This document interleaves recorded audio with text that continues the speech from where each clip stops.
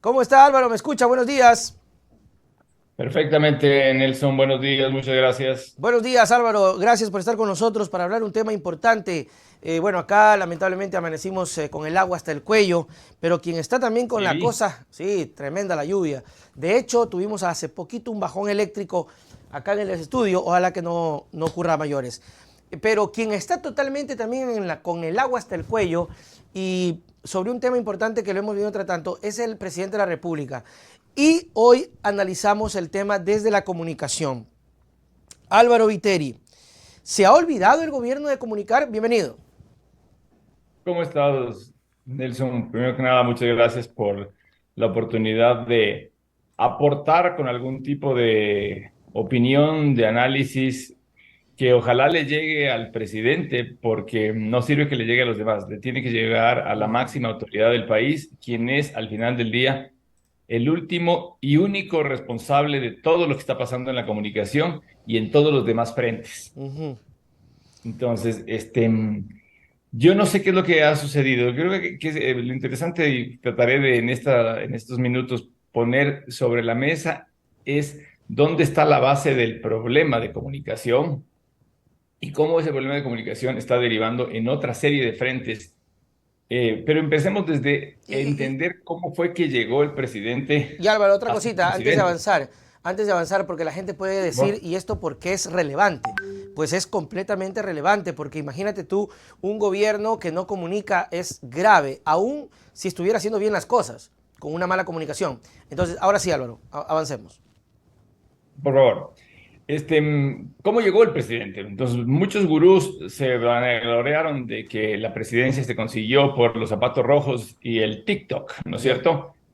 Y yo me permito hacer una corrección de que no fue esa la relación. Y esto un poco también quiero poner ciertos antecedentes, para que no se me ubique en el lado de los odiadores del presidente Lazo.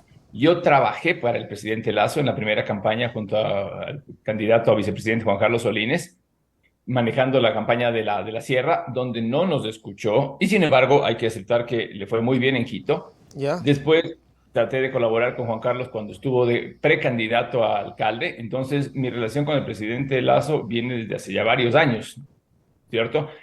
En un acto de voto de fe, voté por él porque yo me autovendí ciertas cosas de su oferta y de su promesa de valor, ¿no es cierto? Pero adicionalmente también votamos, y tengo que aceptarlo, en contra de Correa. Y Claro, no quiero decir ese fue el voto, Correa, ¿no? el Correa completo.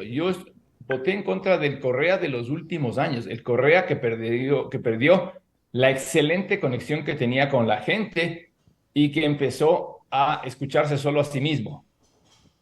Contra ese Correa es contra el que votamos. No contra el de los primeros años y definitivamente no contra el de las obras y de las acciones, ¿no es cierto? Claro. Al que tuvo al final ese problema de comunicación. Contra él votamos. Los zapatos rojos y el TikTok simplemente fueron un detallito que ayudó a darle un poquito de visibilidad en un momento clave, pero la convicción fue así, con lo cual él entró con una gran oposición y con un montón de escépticos que quisimos pensar y tener la esperanza de que él iba a poder hacer cosas claras y evidentes al más corto plazo. Tenía que reiterar nuestra confianza.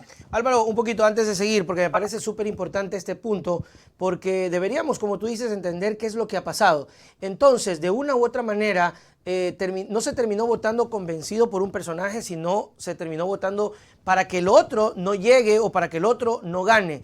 Y eso de una u otra manera sí tiene afectaciones, en el sentido de que es un voto, no sé, dímelo tú, es un voto así como, ah, me cae mal el otro, voy con este que parece que está medio chévere. Y eso hoy, pues, lamentablemente, pues nos está cobrando factura.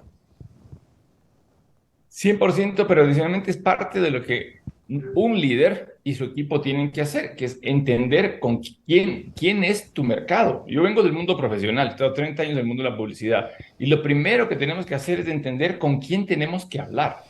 Entonces, si yo ya entiendo que de mi 100% de mi audiencia, digamos que el 50% tiene una tendencia positiva hacia mí, 55, porque no me acuerdo que fue 55, 60, pero no es más de eso el resultado final de las elecciones. Quiere decir que de ese universo hay un grupo que sí está 100% convencido de mí, hay un montón de escépticos y del otro lado tengo opositores totales, por eso votaron por Normal. el otro candidato. Ese es mi entorno de trabajo. A partir de eso tengo que construir las estrategias de comunicación. ¿Qué pasó? ¿En qué Eh, punto se desvió? Se desvió desde el comienzo, porque y yo lo quiero poner desde el lado lo más importante en comunicación no es lo que dices, sino lo que haces, ¿no es Ya. cierto? Y pongámoslo en el contexto privado, en el contexto de donde viene el presidente, el Banco de Guayaquil.